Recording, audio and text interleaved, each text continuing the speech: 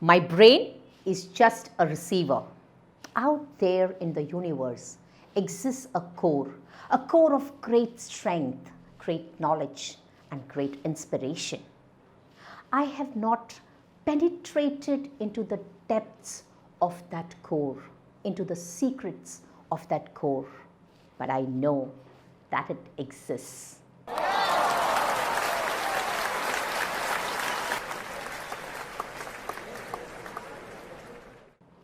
This quote by Nikola Tesla is what I live by. I am life designer Biji Tushar, a public speaking coach, an author, a counselor, and psychotherapist. Well, let me share with you 2 pages of my life. The first one. After a great struggle of 8 years of wanting to be with my beloved, I finally got married into a Gujarati family.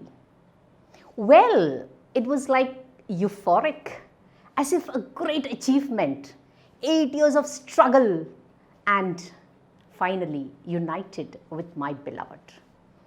Well, I was happy as a young bride. And well, what's the next thing that people do after getting married? Of course, produce, right? That's what we all have to do. And well, I wanted a baby. 1 year went by, 2 years went by, 3 years went by. And I said, oh my God, what's happening? I love kids, yaar. I want to hold a baby in my arms. Why is this not happening? My husband said, just chill, enjoy life. Okay, I enjoyed. 4th year, 5th year, 6th year, no signs. And being a teacher, I love to be with kids. I love their energy and I love the exuberance and the vibrancy that I would get from them. And I wanted a baby of my own. And I don't think it was wrong. Why not? Every woman feels complete as a mother. But something was wrong somewhere. Well, what's the next step that you do? You have a problem, you seek a solution. I went to the best doctors, and yes, indeed. The final verdict that I got from the best doctor of KEM Hospital was that you can never have a baby. This is a list of adoption centers. Go and adopt a baby. Well, my heart sank. A baby was all that I was craving for. Every month I would hope that this would be it. And here she's giving me a list of adoption centers. My husband was heartbroken. But suddenly, a voice came deep within me, and I could imagine my baby in my arms. But another year went by. Nothing happened. In the year 2000, when I went to church one day, I was a bit late and the sermon was going on. And as I entered, I had all these thoughts of having a baby in my mind and not happening. And I just entered and I heard, this time next year, you'll have a baby in your arms. I said, oh my God, this is like God talking to me. No, I'm a science student. How can I think that this is the Lord talking to me? I need proof. I just forgot all about it. A few months then, I went to the church on time, was sitting there, and the sermon began. And the priest speaks about the chapter from Ezekiel, and he talks about the same sentence again. This time, next year, you'll have a baby in your arms. And I say, of course, there cannot be so many coincidences. Of course, later on I realized that there are no coincidences in life. This time I believed, I said, there is something. There is something. And I started looking up the Bible and I said, if Sarah could conceive at the age of 80, I'm just 30. Of course, there is a baby for me. There was that inner knowing where I knew that I would be having a baby in my arms. And yes, next year, 2001, in January, I had a baby in my arms. So what science said was not possible was like a miracle to me. And yes, when God gives, He gives in abundance. So again, the next year, I had another baby in my arms. So the first son is a miracle, and the second one is a confirmatory note of that miracle.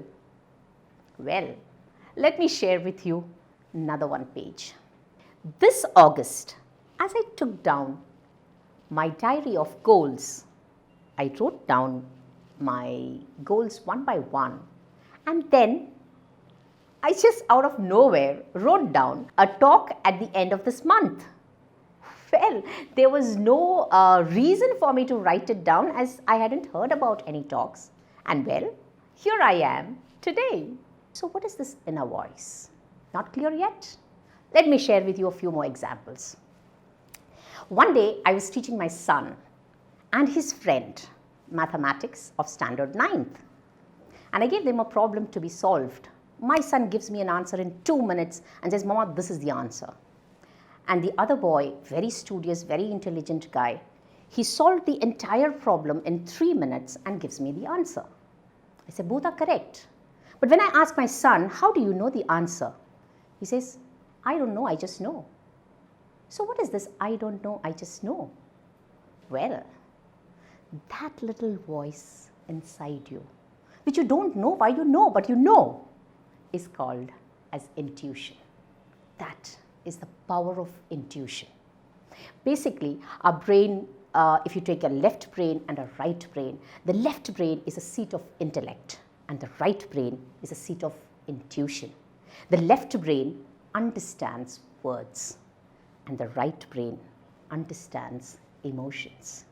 So it's that feeling that you get, that you know that this is what is going to be, but you cannot give any reason for it.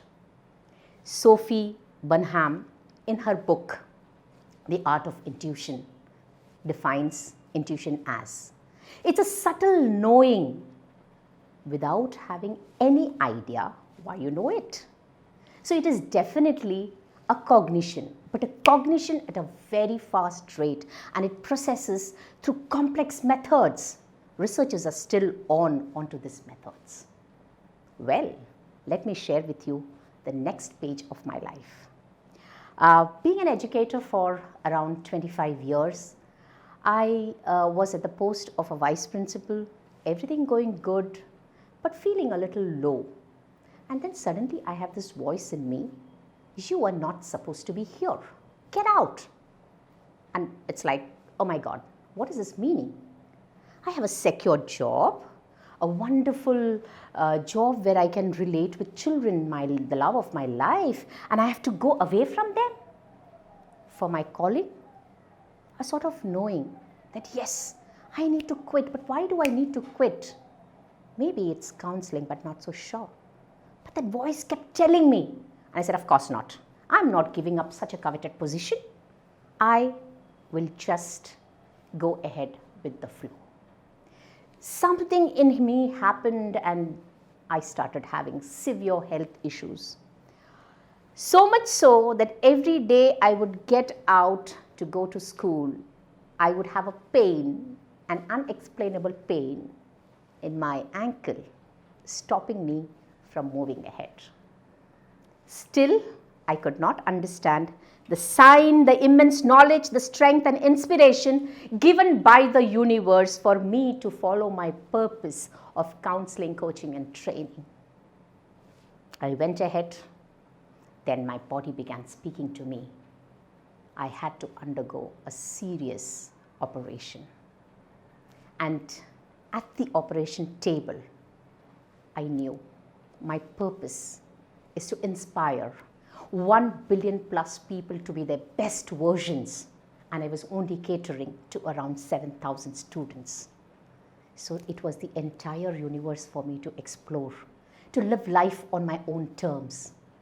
That is the power of intuition, and I'm so happy that I took that decision that day to take voluntary retirement and pursue my passion, doing what I love doing, and of course contributing to so many lives. So that is the power of intuition. Intuition is real, and it is the highest form of intelligence.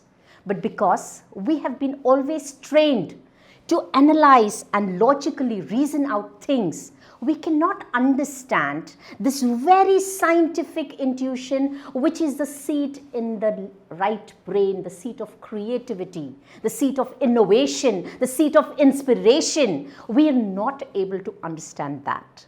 So, my dear friends, next time you have that little inner voice telling you to do something, it's like you're on a crossroads and you do not know whether to turn right or to turn left, and you don't have a map with you. Then this is the power that exists in everyone, and I'm sure it can help you to take the right decisions without actually seeming to be right. But yes, that is the power of intuition. All my entire life has been a series of miracles. Well, now I know, now I understand that it's not miracles, but it is basically trusting my instincts, my power of intuition. Well, Steve Jobs says that if I could trade all my technology for intuition, I would do that. He is one person who has believed in his instincts. Oprah Winfrey is another person.